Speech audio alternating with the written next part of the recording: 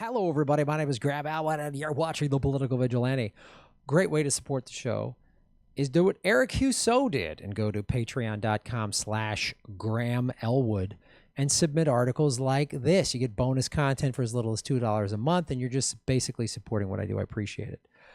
A Republican senator hints at gutting Social Security behind closed doors. Oh, yeah. That's what we need. We need to gut Social Security in the middle of a pandemic when the whole economy shut down and is steamrolling towards that's what we really need. Senate Majority Leader Mitch McConnell of Kentucky down through Senator Marco Rubio of Florida and former White House Speaker Paul Ryan of Wisconsin have talked about the need to slash entitlements. Well, guess who joined in? Senator Joni Ernst, a Republican from Iowa, during a town hall appearance in her home state over the weekend. Ernst said members of Congress should hold discussions behind closed doors. Let's hear what she really said. So it brings the larger point, though, of how do we sustain Social Security for some of our younger workers? We know that there is a point in time when we as Congress will have to address this situation. And I think it's better done sooner rather than later to make sure that we've shored up that system. So it's, a broader discussion for another day, but I do think as various parties and members of Congress, we need to sit down behind closed doors so we're not being scrutinized by this group or the other, and just have an open and honest conversation about what are some of the ideas that we have for maintaining Social Security in the future. So a lot of different ideas and a lot of different thoughts, but I will tell you that there are very few members of Congress that even want to broach the subject because it becomes so controversial. The minute you say we need to address Social Security, man, the media is hammering you, the opposing party will hammer you, there goes Granny over a cliff. But there is a real issue out there, and as long as we are being hammered as members of Congress for even saying we need to do something about it, you're not going to find people that are willing to step forward and do it. So we do need to address the situation. We do need to make sure that those that actually do need that method of payment, that they are able to survive, on that Social Security. And so a lot of changes need to be made in the system going forward.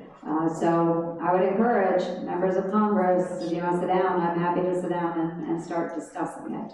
I think it's smart that we do that now rather than wait until the very last minute when we have folks that are actually in jeopardy. So thank you, point taken. We'll hope to address it in the near future. Thanks, John. God forbid that anybody talks about cutting the military budget in half. How are we going to pay for Social Security? I don't know. How are we going to pay for all these wars? We don't even have money to pay people a UBI in this country. We've shut down the economy for 4 months, going on 5 now. We reopened it too soon because we're a nation of morons. And now, but we always got money for Wall Street and we always got money for war. And now they want to get your Social Security. Of course the Republicans do, because they're just soulless jackwagons. And you know who my favorite Republican is? Presidential candidate Joe Biden. I introduced the balanced budget amendment in 1984. It got nowhere. I'm one of those Democrats who voted for the Constitutional Amendment to balance the budget. I have introduced on 4 occasions, entire plans to balance the budget, knowing I'm not president and I'm not the leader, but for illustrative purposes. I tried with Senator Grassley back in the 80s to freeze all government spending, including Social Security, including everything. There's our idiot. There's the idiot. The lesser of 2 rapists, Joe Biden. A rapist with dementia going up against Trump, a rapist with a coke problem. Fantastic, this 2-party system. It's fantastic. The last time somebody really publicly went after Social Security was this guy by the name, his last name was London. He was running against FDR in 1936. And one of the things he was doing was putting in people's pay envelopes this thing about how Social Security was bad. And this is what FDR said. Only desperate men with their backs to the wall would descend so far below the level of decent citizenship as to foster the current pay envelope campaign against America's working people, Roosevelt thundered. And you know what Roosevelt did? He crushed that guy. You know why you've never heard of London? Because he got beat so bad, nobody remembered him. And the capitalists learned this. That's why they have been trying to undermine FDR, his New Deal, since then. And that's why the Democratic Party has just been bought out by the corporations and the war machine, just like the filthy Republicans. We have two whorehouse parties that have no scruples or soul or anything. Trump is the party of, got Nazis in that party, so anyone who's supporting Trump and neo-Nazis is against America because we defeated the Nazis in World War II. My two uncles fought Nazis in World War II, so when you say that white nationalist shit, you are spitting on the graves of people that died fighting for this country.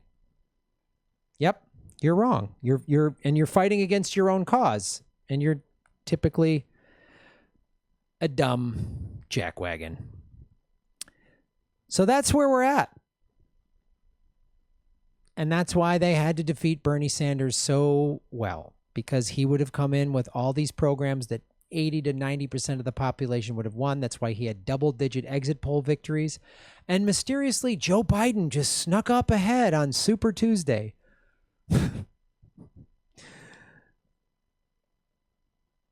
In precincts that used electric voting machines that have been proven to be hackable back in 2006.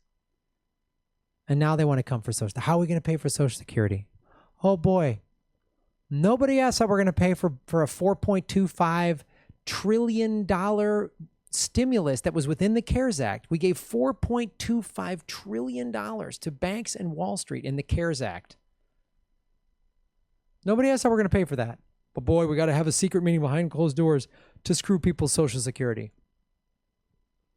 We spent trillions of dollars on the global war on terror. And what has it brought us? 22 vets a day commit suicide. 22 vets a day commit suicide. We're addicted to oil. We're addicted to war. We're addicted to greed.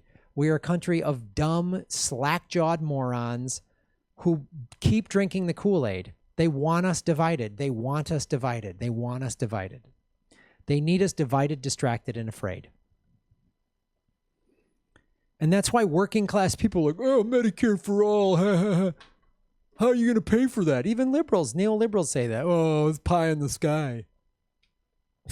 All these other countries have it that have these high quality of life stats.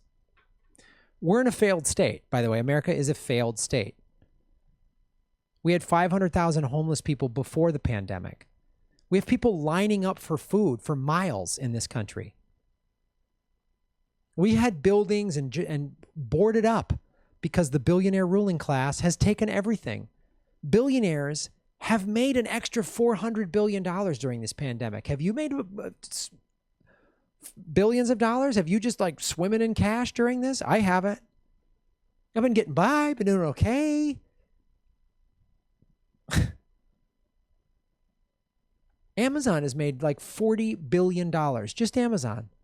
Oh, and is Bezos giving that to his employees in hazard pay and union wages? No, he fired a strike organizer, Chris Smalls, who just didn't want to die stuffing envelopes and was just sticking up to for his fellow Amazon workers. Something is wrong with the economic system of our nation. Something is wrong with capitalism. Maybe America doesn't move. Maybe America must move toward a democratic socialism. We must develop programs that will drive the nation to the realization that a need for a guaranteed annual income. Dr. Martin Luther King. That's what we need. Here's a picture of Trump holding an orb with the Saudis. That's not creepy, weird, globalist freak shit, is it? Not at all. The Saudis, he sold them $100 billion in weapons.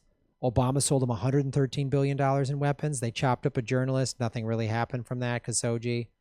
The Saudis, the majority of them were on the 9/11 bombers were from Saudi, our allies. Those Saudis? Yeah.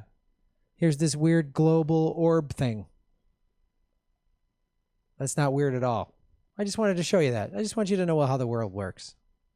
The two-party system is a joke. It's professional wrestling.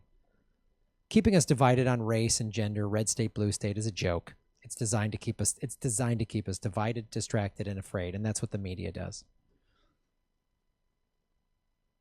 And that's why when the media finds out about this closed door Social Security thing, it'll be kicked around like this dumb political football between the two dumb parties, but they won't ever talk about the things I just talked about. You ever hear the media talk about why we bail out Wall Street? Why? All of these things? Why? It's a rigged system for the 1%. Well, the system works perfectly for them. It's broken for us. That's why you come here for the truth, kids. Shave your knuckles for justice. Boom. Like, share, and subscribe. Hit the bell notification button and the subscribe button, even if you've done it before, because they're unsubscribing, many of you, every day. Watch the ads all the way through. If you click skip ad, I don't get paid. Also, support us at patreon.com/Graham Elwood or rockfin.com/Graham Elwood. Rockfin.com is a blockchain cryptocurrency platform. All my videos are on Rockfin ad-free. Thanks for watching.